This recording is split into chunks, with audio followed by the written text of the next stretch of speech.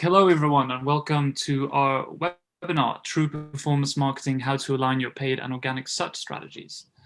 My name is Christian Möllerström. I'm a managing partner at Precis Digital. We're a Nordics and London-based digital marketing agency, and I'll be presenting today together with Kevin. Do you want to introduce yourself, Kevin? Yeah, sure. So Kevin Gibbons, founder at Resignal, SEO agency based in London. Cool. So let's have a quick look at the agenda for today. We're going to be talking about why you should be aligning your paid and organic search strategies. We'll look into how brands can use both paid and organic search in tandem.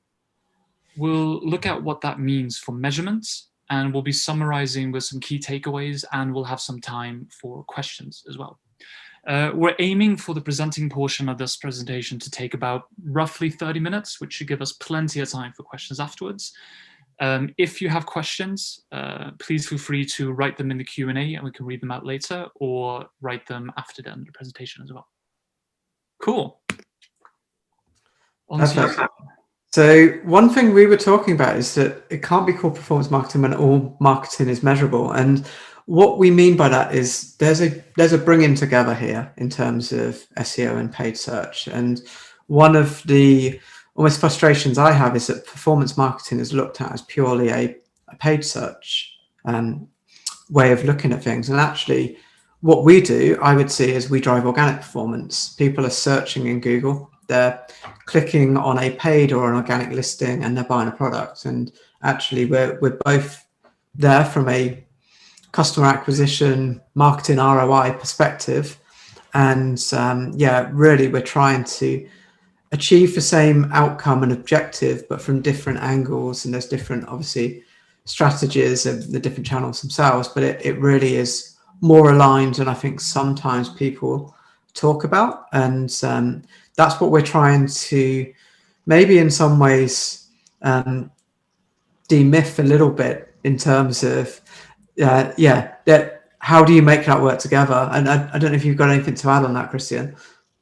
Yeah, definitely. I think how we phrased it in the webinar invite or the sign-up page is that paid and organic are the same thing. Yeah. I imagine quite a few people who are watching right now will probably be asking, like, are they really? They might be a little bit skeptical. But I do think they are, because they're effectively trying to solve the same problem. They're trying to meet user demands while searching online, and they're trying to link that demand to a solution that you can offer, whether that be information, a product, a service. As you said, it's a kind of marketing ROI, right? Yeah. And there are absolutely still some fundamental differences. I think one thing you mentioned in a previous conversation, Kevin, is that you don't want to pay for a click unless you have to. So yeah. If you can meet that need organically, then you should. And simultaneously, if you need something to be turned around very, very quickly, then you're likely going to have a bigger short-term impact through a paid channel, because you can implement that very fast and get visibility. But still, you're trying to solve the same problem, which is meeting user needs while also reaching business objectives. And that's one aspect of why SEO and Ppc are the same. They're trying to solve the same problem. The other aspect, in my opinion, is how they're evolving and what signals they're using to perform. And I think we're going to be talking about that quite a lot today. And what we in our conversations have found to be a very, very big unifying factor here, which is user intent. And I'll take a moment just to put that into a little bit of context. If we look at this very, very, very generalized timeline of kind of like how search in general has progressed. And if we look at the early 2000s, when SEO and Ppc were really coming into their own, things were happening very quickly. Gaming the system in both SEO and Ppc was quite easy to do. Ppc was absolutely ruled by the highest bid, like user relevance or content quality, or I don't know, quality score was just not a factor. And SEO was very much a world of backlinking, to a high degree. We obviously saw a lot of evolution and change there. So let's look at about roughly 10 years ago, and granularity and personalization were a really big thing. SEO starts seeing a focus on the quality of content in how it's ranked or prioritized. Ppc is overwhelmingly ruled by single keyword ad groups, or SKAG, as some people like to call it. and really about maximizing your control. And even though we're seeing a shift towards quality and user experience, there's still quite a large gap between what Google perceives to be quality and what the actual users experience as quality. I'm using Google as an example here because obviously biggest search engine, easiest example to use. But what we're seeing now, I'd say very much so as of about 2 years ago, is that user intent is the big factor. And that's where SEO and PPC are really aligning. That you need to be prioritizing user intent and user needs, and you need to be algorithm proof in that sense for a successful strategy. Simultaneously, what we're seeing is that going live with SEO or PPC is easier than ever, and that search has evolved from a very tactical tool to a very strategic tool where we need to be bidding or prioritizing actual business value as opposed to channel or method specific, quite opaque KPIs instead. And I think some examples of how that's changed. For user intent, a couple of years back, we saw RankBrain, of course, which really started looking into what user intent is in searches. What are they actually looking for and wanting to see? And how can that be fed into SEO optimization or PPC optimization? User experience. An example here is called Web Vitals, and that can be anything from mobile-first approaches to bounce rates and so forth.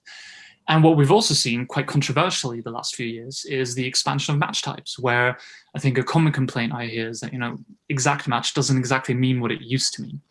And that's sort of where we are now, where the unifying factor between SEO and PPC is user intent. And I think that's a really strong argument why, from our perspective, they are in a way one and the same. They are two sides of the same coin. Yeah, I think that's true. And I think that's the thing. I remember an example ages ago being given about user intent behind a search term, but it was at the time where you had Apple that were very popular alongside Orange and BlackBerry. And there's a joke there that the fruit and veg industry has obviously clearly faded away very quickly, but I guess actually now maybe Orange and BlackBerry might have been that side of things. But the point is, you're making a search that has multiple meanings, and if you don't know the context around what's that person's search history or what are the other keywords around that indicates that this modifier means that they're actually looking for fruit and veg, or they're looking for a recipe to do with Apple, as opposed to the technology company and iPhones, etc., then how does Google know? And there's much more that they need to read around that. And I do think, in a positive way, from the SEO industry, I've been involved since 2003, and there's definitely been a growing up of certainly what you were describing, Christian, of early days felt very much manipulation. And it's just, how do you get yourself to be number one in Google by having a footprint that looks like it should be number one in Google, not necessarily deserving to be number one in Google. And then it's definitely been a case of, okay, just because you have a strong brand and domain doesn't mean that you have great content. So what does that content look behind it? So if there's brands in particular that had hundreds of thousands, or in some cases millions of pages, certainly in the early 2000s, that would have got them ranking across the board for absolutely everything, whether that content was strong or not. And now if you've got thin and weak content, you suffer overall as a brand, as opposed to get rewarded because you have a strong brand. And now it's almost balancing out a little bit. I think brand is as strong as ever.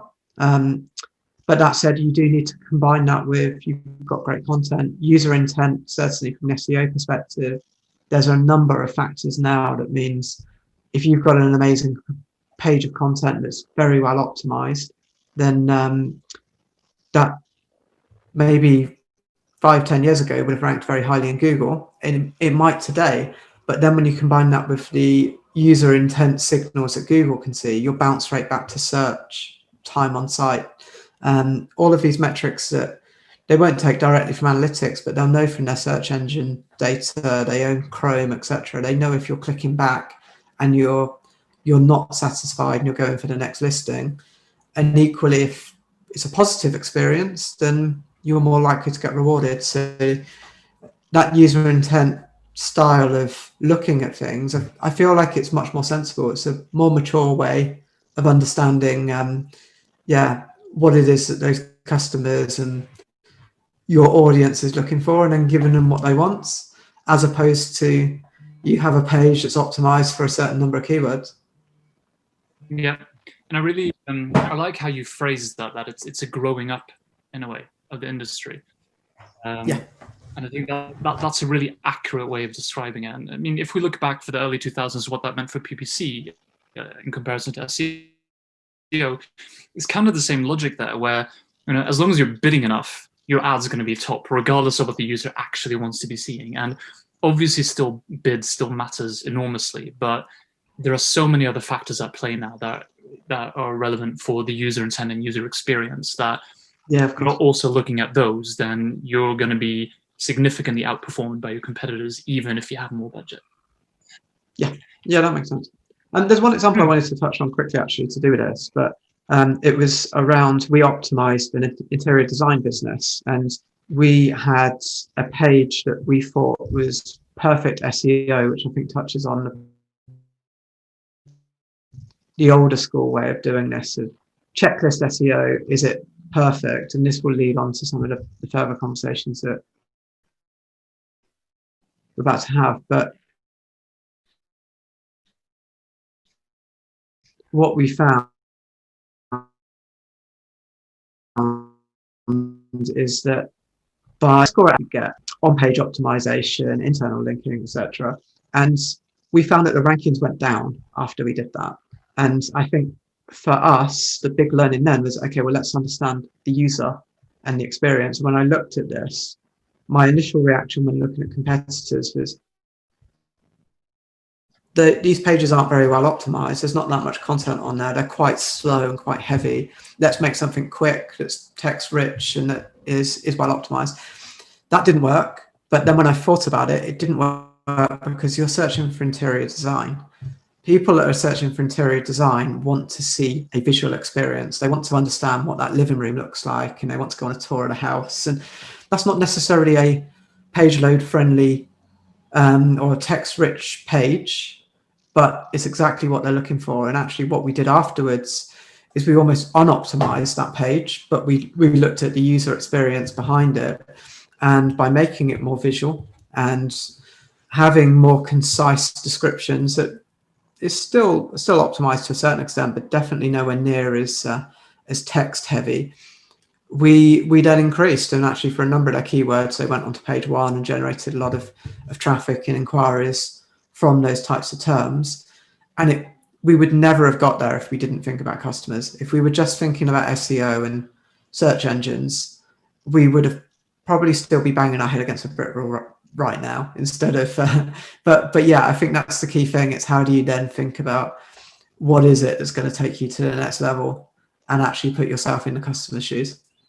Yeah, definitely. And I think, how you've summarized it in the past, to me, it's kind of this, what's considered best practice is not necessarily best for your brand. Yep. And let's look at what we know based on these changes the last few years. We know that Google's understanding of user intent has improved drastically. We know that the metrics looked at for your organic ranking and paid search performance are becoming more aligned. Mm-hmm. We know that keywords themselves have become less exact. They've become more broad for any match type, really. And we know that a wider range of behavioral signals are being used to determine user intent, signals that we don't have access to. Yep. And we know that due to this, and due to the wide range of resources available online, it's easier than ever to execute SEO and PPC campaigns. Mm-hmm. And if we look at what we can infer from that, we can infer that users are more aware and critical than ever of the links or the content they're being shown and the user journey they're being provided. They're, I don't quite want to use the word skeptical, but they're definitely more aware of what a good user journey should look like and what they should be expecting. We know that we can or should exert less control over those search terms and that journey because we need to be matching what the user is intending, actually wants to see. We know that we can infer that there's a lower barrier to entry, which means that there's significantly fiercer competition for lower funnel or keywords that you really want to be showing for. And we know that, or we can infer that, because SEO and PPC are aligning from that perspective, undertaking strategies that make sense for one of them will have benefits for the others as well. Yeah. And I really like the example you gave, kind of how, like by not following best practice, you're actually delivering better results. And we've seen similar work in PPC specifically. I think we recently published a case study for one of our clients called Body Store, where it's really about two things. It's about understanding user intent, and it's about understanding what you can control and what you can feed back to optimize those signals. Because if you're looking at it from SEO PPC, right, Google now is making a lot of decisions on your behalf, where 5 years ago you wanted to have maximum control over that path of decision making. And what we did with Body Store, for instance, is that we, to some people maybe quite controversially, looked at aggregating keywords or maybe even cross-ad group data. And we were structuring those based on estimated value per click, as opposed to using a very, very traditional, well, this was now traditional, single keyword ad group approach. And we were feeding in demographic data, applied audiences, we were reviewing search query data, we were looking at geographic data, and we were then feeding in that value per click from longer term profit analysis or return on investment analysis. And that a lot of those things individually have been available for quite some time. They're not revolutionary in and of themselves, but it does show that by kind of going away from a maximum control or single keyword ad group approach can be delivering significantly improved returns on investment, because you're doing two things. You're making significantly better use of meeting user expectations and user intents, and you're emphasizing, or you're investing your energy in the aspect that you can control, which is determining what result is good for you or not. I think that makes a lot of sense. It's certainly from a control perspective. So going back to the best practice example, I had a client years ago that I remember there was an e-consultancy article that was 50 things to improve your conversion rate. And it was a good article. There's really good tips there. But the client came back to me and it's just like, I've just gone through this checklist and I've improved all of them, but my conversion rate hasn't gone up. Why? And my answer was, I have no idea. I would imagine you've improved it with some of the changes, and I imagine you've reduced it with some of the others. So if you don't have that granular level of experimentation to know what's worked and what hasn't, how do you improve? And I think the more control that you can get over this on a PPC data, likewise with SEO. SEO to me isn't just throwing stuff at the wall and see what sticks. It's actually more targeted around how do we have an idea and how do we then try and execute that, clearly measure what we've done. Otherwise, I feel like people can blindly go into, I've read quite a lot of information about, I don't know, what we should be doing on different tactics, and they're just doing it because that's what everyone else is doing, but there's no real way to measure what you're doing at the end of it. You just hope that if you do these 20, 50 different things, it's then a case of crossing your fingers and hoping that it works. And the problem is things don't work like that. So like I say, in that example, some things will work and some things don't. And the more that you can understand and in some cases hold back and say, how do we just test this one theory? Let's make that work for us. Let's learn from it. Let's improve it and then move on to the next thing. Ideally, you'd run things in parallel, but I think you'll get much further by actually just narrowing that focus and making it work for you, proving that it works. And obviously you can get a lot more buy-in once you can say, I did this, it did that. And as opposed to, trying to do too much at once. And then it may work, it may not, but if you don't know why, it's really hard to invest in the future of that. Definitely. And I think, you gave a really good example about how almost going against the grain and establish best practice for SEO and end up delivering you better results. This Body Store case is an example of how you need to control what you can with, how search is being optimized now in PPC, and that's the data signals you provide to evaluate success. Another example I prepared here is, it's going to look a little strange maybe, but this is our view on kind of how good search structures have evolved And in my opinion, a lot of people are still in this middle one where old school wise, in the traditional structure, you'd have several keywords, several ads for a single landing page, and you just kind of wanted to see what worked. Kind of as you're framing it, you throw something against the wall and you see what sticks. What most people are still using, and what's been really popular for, I'd say, the better part of a decade, is these single keyword ad groups, where you try to execute maximum control over how, when, and where you're showing for specific keywords. You are testing different ads, probably on a rotating basis to some degree, but still providing only one landing page. The whole idea here being that you've got full control over which keywords you're being shown for and which landing page you're showing. Yes, you're testing some of the ad copy, but still you're trying to exercise maximum control over that user journey. And for a lot of people, that is still best practice. But what we've been experimenting a lot with the last year and a half and the last 2 years, which is for a lot of people kind of counterintuitive, is letting go of that control. Because that's exactly what we're seeing in these algorithm updates, whether it's for PPC or SEO. You can't control some of those factors anymore. The specificity of a match type isn't as secure as it was in the past. Ad experimentation and rotation is more important than it has been in the past, and there's more formats available and such. But not only that, with these updates and how they're prioritizing user intent and the user experience, you need flexibility in the landing page as well. And we've actually seen that if we relinquish some of that control in a user-driven structure where there is kind of flexibility in exactly which keyword is being matched to, you're bundling some of them together, you're rotating a number of ads, and you're including a number of landing pages, then Google Ads itself will actually be making better decisions than we will be making on which landing page and which keyword and which ad should be shown. And we've seen significant increases in performance for that, while ironically, it's in a way actually a much simpler structure to be running with.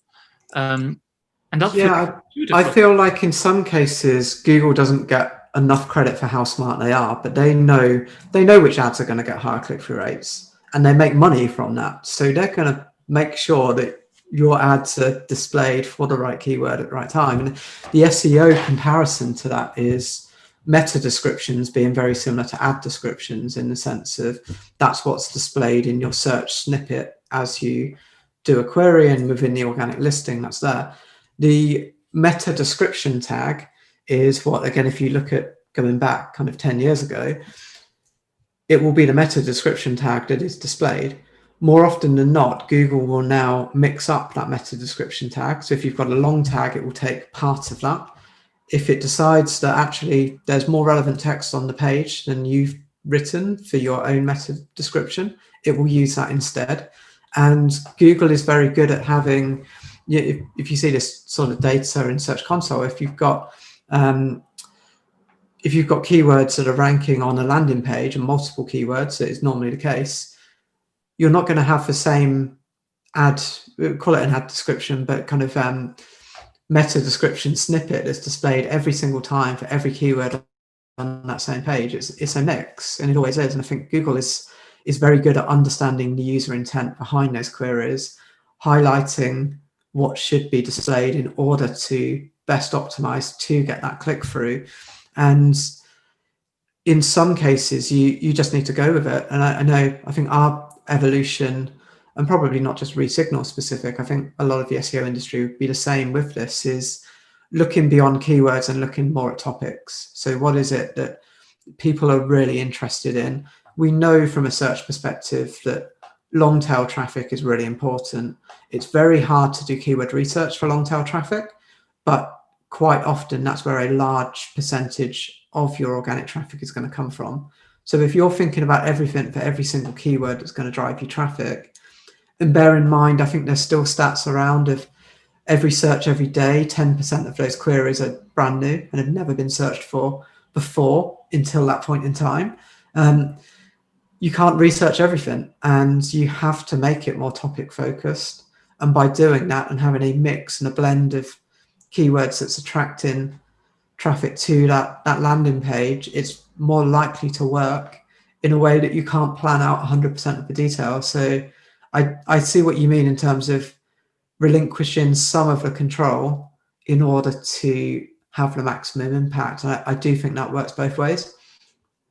Yeah. And I mean, I understand why that makes a lot of marketers uncomfortable, because I mean, your ability to build some granularity of control is often, or traditionally, kind of what sets apart a good digital marketer from an amateur one. It's a sense that, you know, you've supposedly got this deep understanding of what will work and what not. You've built a data-driven structure.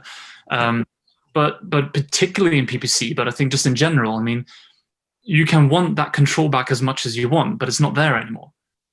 So you can fight against it as much as you want, or you can work with the changes that have been implemented and understand that if you just switch your focus much more to user intent, you will see better results, because otherwise you're just going to be penalized for what you're trying to do. Yeah, very true. And I think that's when it gets really interesting to talk about kind of like measurement and evaluation as well.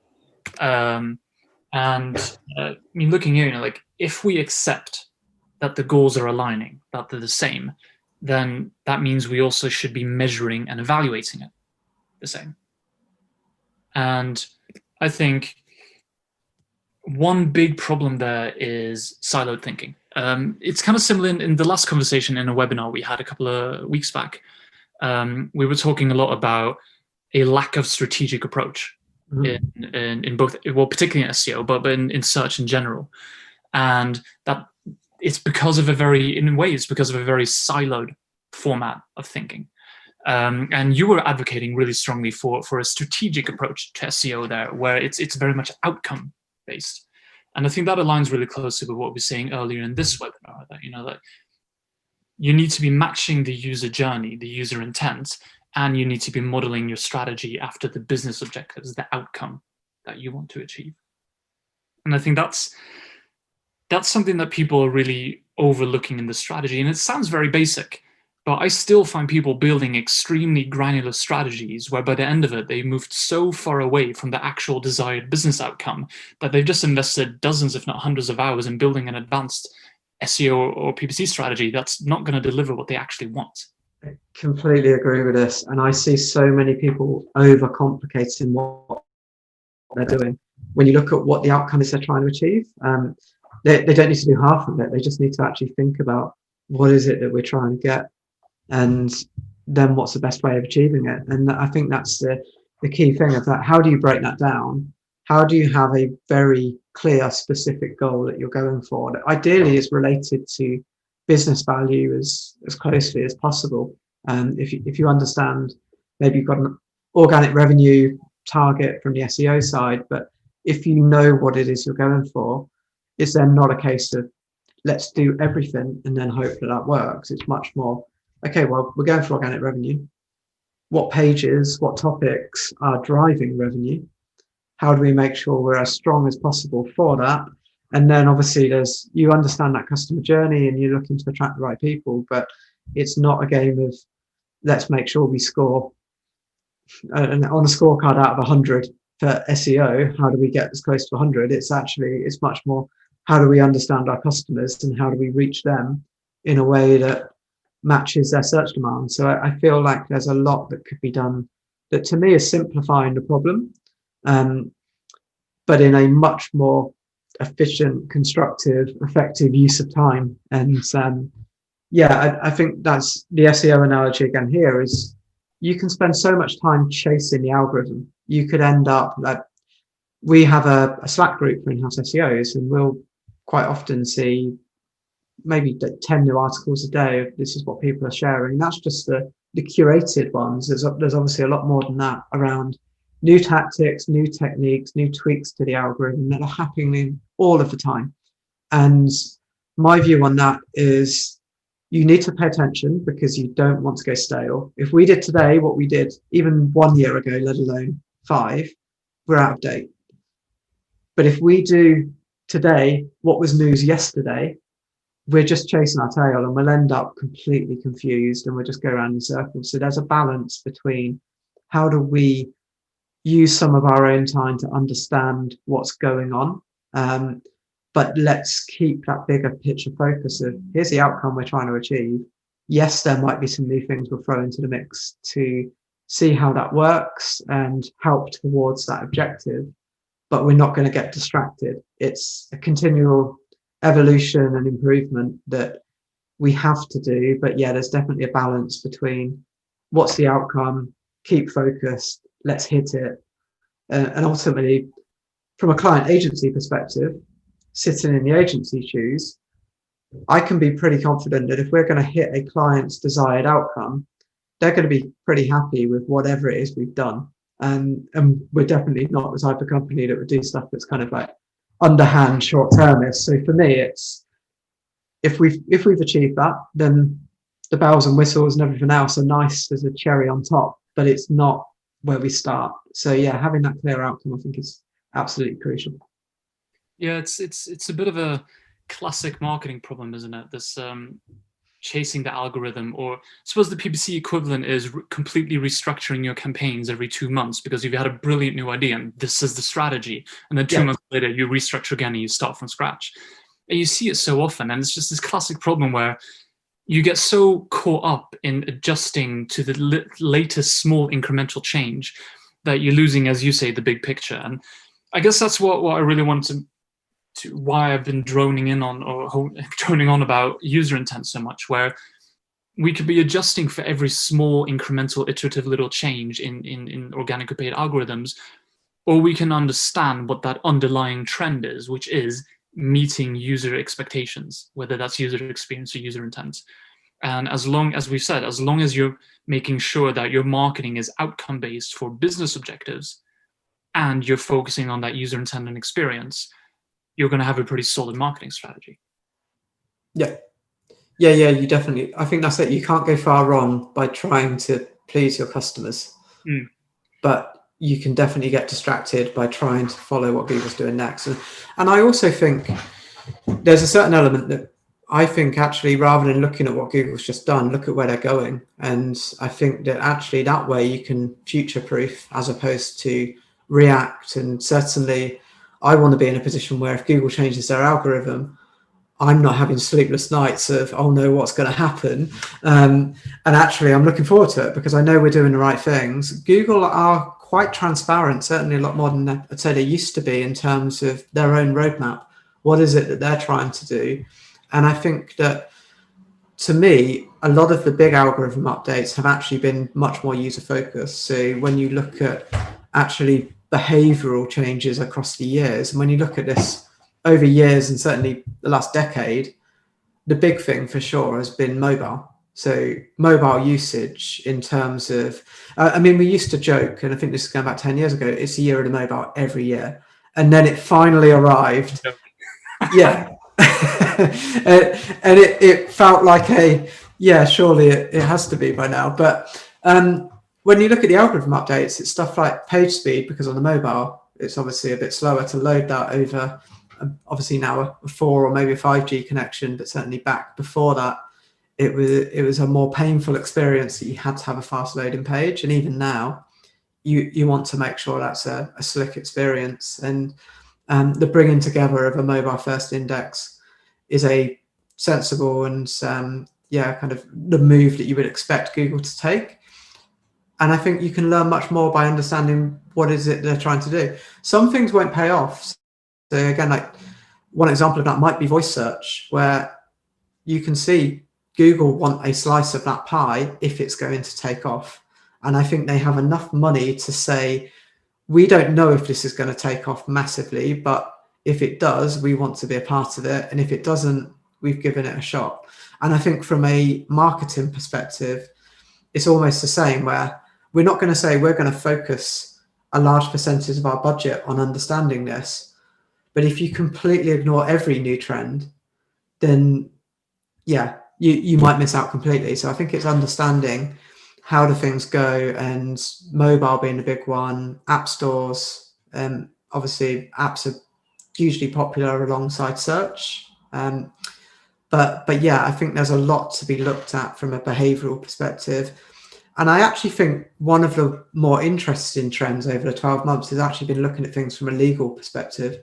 What do the Google anti-competitive regulations mean if that was to change? And if people are asking me about what's going to be the big thing for 2021, what's going to change in the algorithm, I would actually say look at the consequences of if the EU, for example, really clamps down on Google, and if maybe they say that, okay, you have too much data between analytics, search engine, Chrome, paying to be the default search engine on Apple devices, etc., that it's just all too interconnected, and some of those experiences start to get broken up.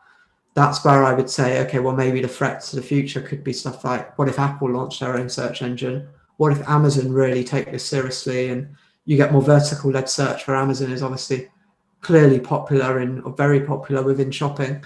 That to me is much more exciting and interesting than the individual algorithm updates. So I think that's where I would be saying you should look. But again, back to the key point, look at your customers. and if those changes will impact how your customers engage with you, then it's clearly important. If it's more of a minor algorithm tweak, then if it's relative to your brands, then yes, pay attention. But more often than not, it may be a distraction as well. So you have to filter that news that you take in and the actions that you take off the back of it. Yeah, absolutely.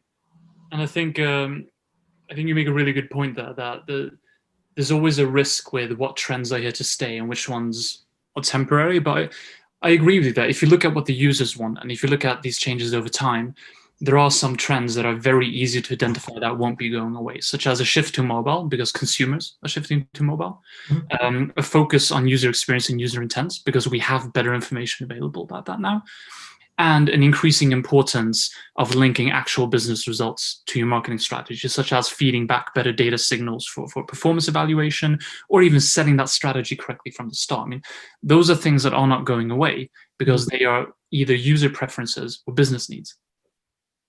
Yeah, exactly. I think one thing we talked about today, but also last time, is a little bit like how you build that strategy. And this is just this again, it's a very, very simple approach to it, but it surprises me how often companies or people get this wrong, considering the fact that it's I know this is simplifying it, but it's effectively a 5-step process, which is that setting your goals and KPIs already there.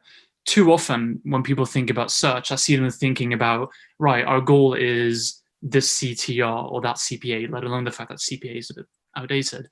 They're not even talking about what does that mean for the business? What problems are you trying to solve, and what are you trying to do? And I think if you're already getting it wrong at that stage, then you're not going to have a particularly strong SEO PPC strategy, because it's going to be a very introverted one. It's going to be the one that looks at what looks good for this specific campaign does not necessarily translate to what looks good for the business. Yeah, it's measuring what's easier to measure as opposed to what's most important. Yeah. And again, too often I see you go wrong, but I think if a lot of brands just took a step, or companies took a step back and really asked themselves, is my SEO strategy, is my PPC strategy solving my actual business needs or business problems?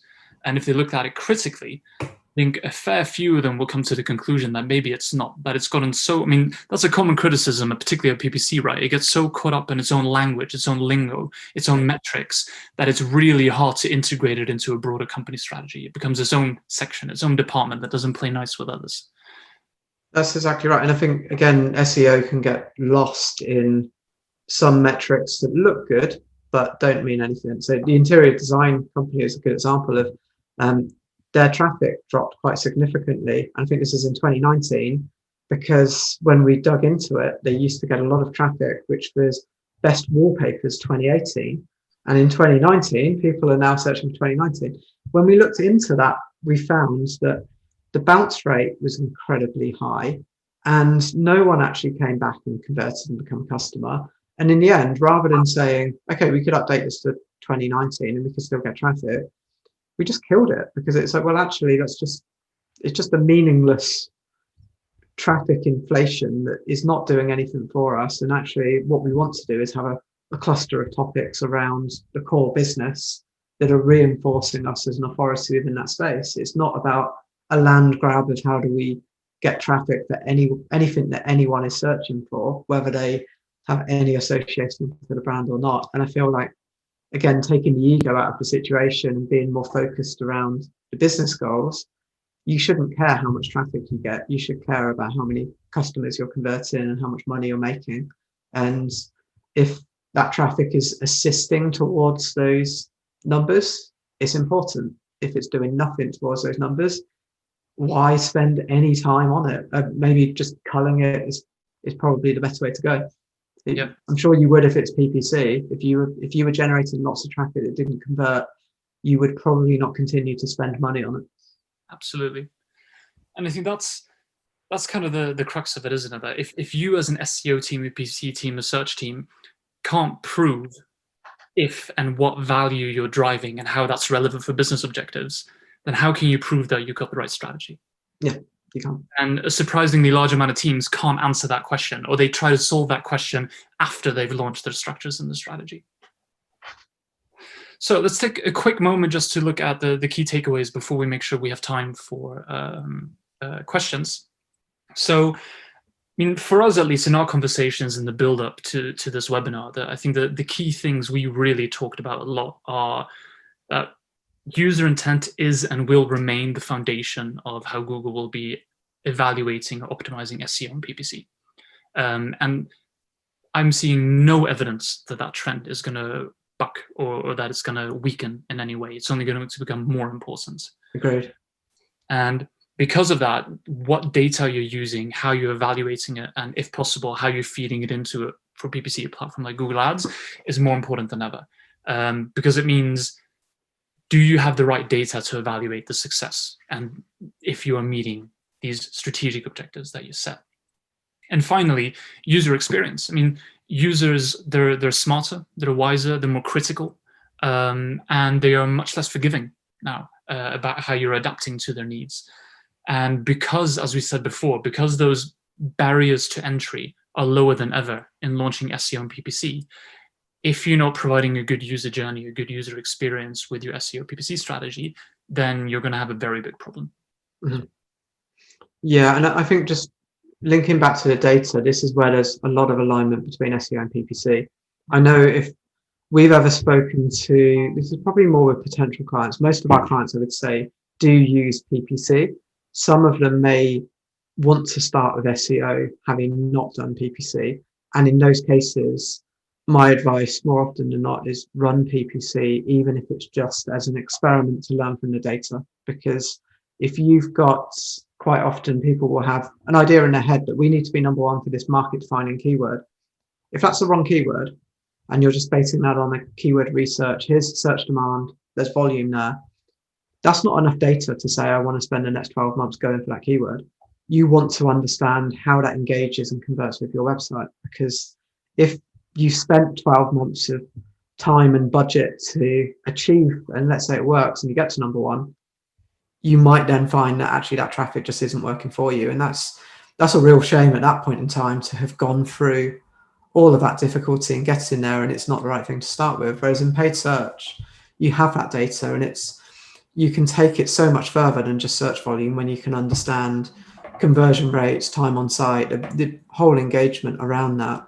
That you're just not going to get instantly from SEO, because it is a longer term process in order to secure those rankings. So I do think here it's very much it's almost data first from a PPC perspective, then informs the user intent from an SEO perspective, and then from there we can understand much more about how they convert. And it could be similar to what you're saying before, one page, maybe different keywords, different topics, convert in different ways. So which are the ones that we should really be prioritizing and going for?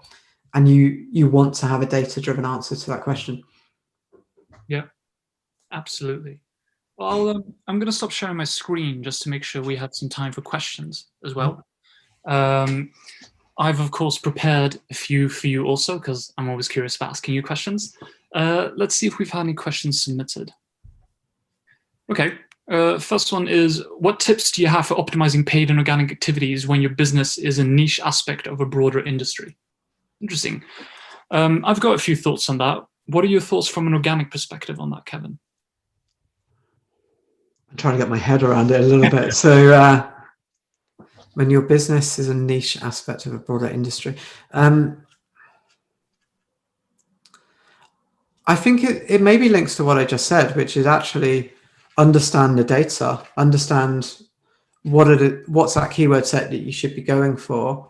And once you can get a full picture of this is how well people are engaging with your sites, and obviously there might be tweaks that you need to make to both keywords and landing page in order to match that up, then I think it's a case of how do you bring that together on the SEO perspective. And I think something else that we haven't touched upon quite so much is actually the role between paid and organic. So with that, you might want to say, if you look at the user journey across awareness, consideration, conversion, actually, how do you prioritize your paid search budget on the stuff that you know is more likely to make you money?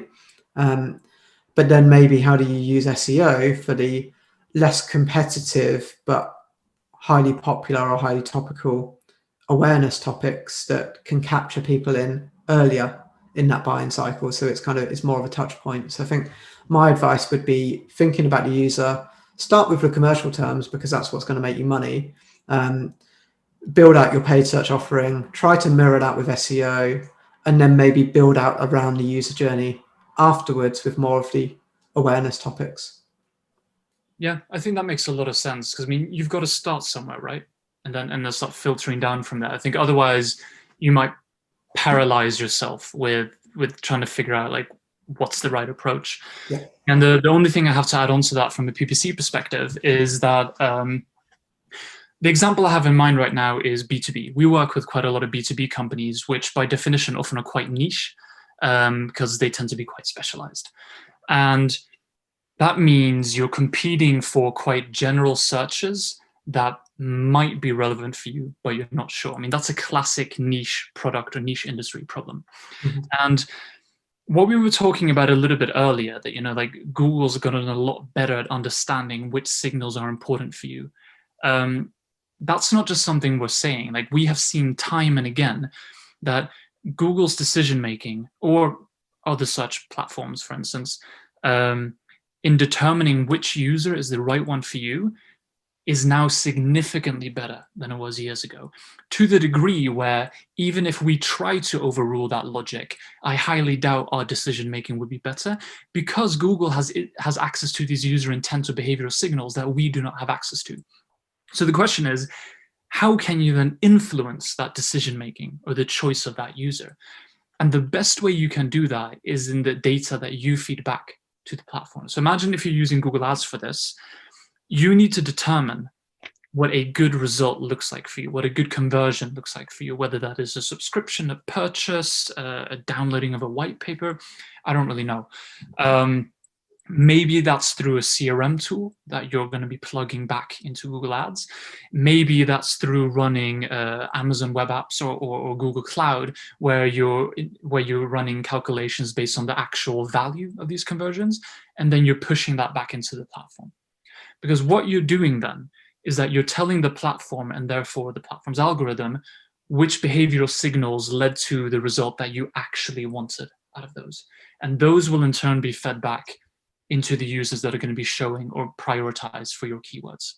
And that's an area that a lot of people are still overlooking. They are just assuming that a base measurement of a result or an action or a conversion is enough to get those results. Mm-hmm. But because of that, there's an opportunity there for competitive advantage that if you get really good at the evaluation of those outcomes and you push that data back into the platform, you'll be having significantly better results. It's a bit of a backwards approach, really, that you're going to be acquiring better traffic by doing a better job at evaluating the outcome.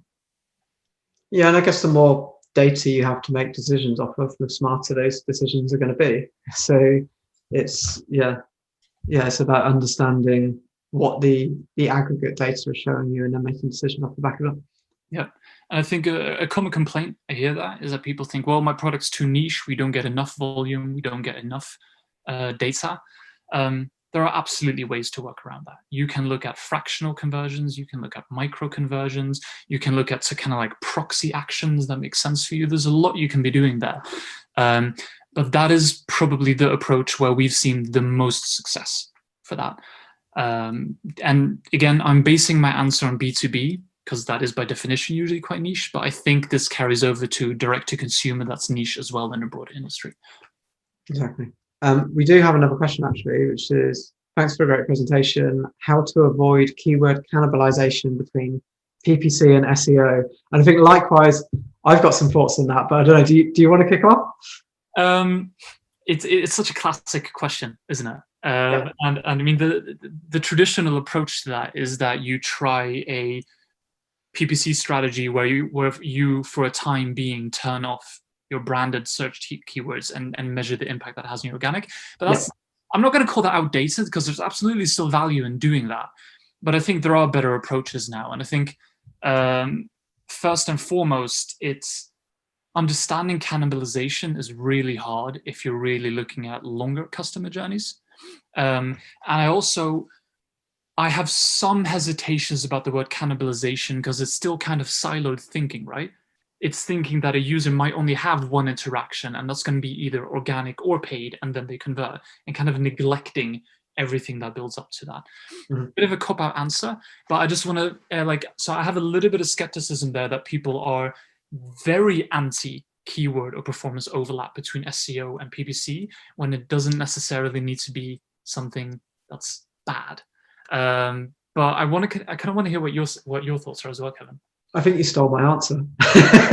No, so my answer would be a question of, why would you want to avoid keyword cannibalization? For the reason that if you've got a double listing of paid and organic together, that can be quite powerful of influencing clicks. I think there's definitely an argument, if you're spending a lot of money on your branded terms and you already rank organically, then do you need to do that? And I think quite often the answer might be, it depends if competitors are bidding. If your competitor is number one for your brand organically, then absolutely you want to beat them.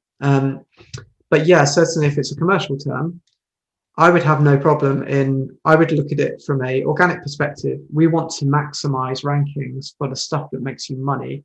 And the stuff that makes you money is the stuff that you want to be spending money on in PPC as well. And then it's more a case of an ROI and a profit conversation of and again, it's never a case of, for me, SEO or PPC, certainly at a wider strategy level. It's a case of how do you make the best of both of them. And that might lead into, maybe further down the line, you're looking at your marketing as a blended rate. But I think at a keyword level, you might not be understanding or needing to understand, we rank organically for this keyword, we rank paid for this. That maybe beyond the exception I gave earlier, which is awareness for organic, commercial for paid. But also, you'd go commercial for organic first and foremost anyway. If people are searching for your products or kind of consideration level keywords, then you absolutely want to be ranking organically. And if it's converting for you, you absolutely would want to continue spending from a PPC perspective as well. Yep, I agree. Great minds think alike, Kevin. We've got one more question, and we just got one in as well. Can you please list your top 3 reporting tools to gain the necessary insights for bridging paid and organic search? Should we split these between us maybe? But yeah. I think one for us, and a trend that we're seeing, is actually it's Google Data Studio has become very powerful for us. So we're now probably using, certainly this with link tools. The challenge you have, certainly with an SEO, is you have an SEO tool for everything, because SEO has got deeper in terms of the expertise you need. So if you want a page speed tool, you have a page speed tool. Google have their own. If you want to understand about indexing, crawling, links, etc., the rankings, there's so much that you can pull into. And for us now, it's the challenge with that is that information then gets siloed. So for us, actually using the APIs of these third-party tools is often more valuable than the user interface itself. So actually, if we can pull that into Search Console and say, firstly, here's your analytics and your Search Console data, but secondly, how do we then use the tool of your choice for crawling, the tool of your choice for links, etc. And there's a number of them that you can use. It helps to show the picture between each other. So if you've got how much traffic are you getting for those pages, and trying to show different levels of reports. So something I should give credit to Nick Wilson from Vodafone for this, because his model we've definitely learned a lot from in terms of Google Data Studio reporting for different audiences. So having persona profiles for a board level report, you just want to see how much money you're making organically, what are your top performing markets. You probably don't even need to know anything more than that. At a marketing level, you might want to know a bit more competitively. So actually against competitors, how's our market share and what does that look like? So again, there's different benchmarking tools that we can bring in to show search visibility. And at a tactical, actionable level, it could be how many page errors do we have that we need to fix? How much content are we publishing versus our competitors? So you have the lead and lag indicators behind showing what's really going to move the needle on an actionable basis. And I think having those different views for different people for us has been very important. So I feel like my answer is one tool, but at the same time, it's about 17 because it's like, how do you bring them all together? Yeah. No, I think it's a good answer, and I do broadly agree with you. I think a lot of teams, a lot of companies are very keen to always buy new tools or new platforms. There's definitely a kind of marketing or data tech fatigue setting in where we speak to a lot of brands or companies that we work with where they've got every single ad tech or data tech product you can think of. They're spending, I don't want to know how much money on it. Whereas ultimately they could be solving those reporting or insights needs with 2 or 3 of them, plus a lot of like open or free tools like Google Data Studio. Mm-hmm. Even to the degree where we quite often build simple custom solutions using Google Cloud, for instance, that directly integrates to some of these platforms. And that always makes people a little skeptical and think about, oh, well, I don't really want to build my own because then I got to wait 12 to 18 months. I don't even know if it's going to be any good.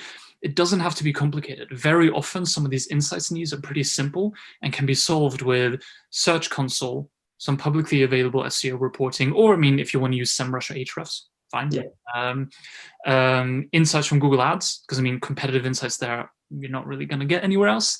Mm-hmm. Google Data Studio, and your first-party data. Too many people don't make good use of their own first-party data before they start looking at other sources. Yeah, very true. And I think, again, it probably comes back to what's the desired outcome, and then what's the best way to measure that desired outcome, as opposed to starting with the what's easiest to measure, and then let's report on that. It